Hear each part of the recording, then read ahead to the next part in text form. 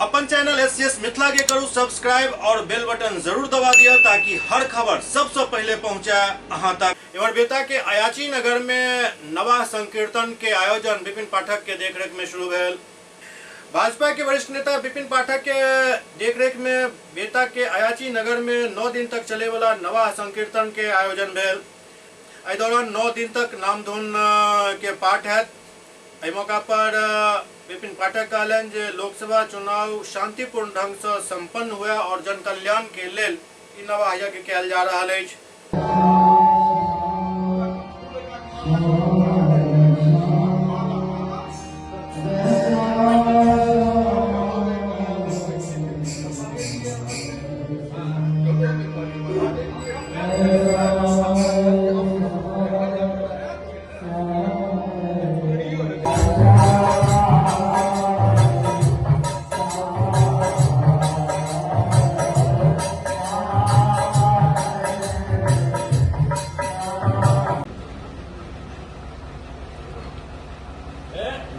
संदीप भाई, ओना फोटो नहीं लगे हुए।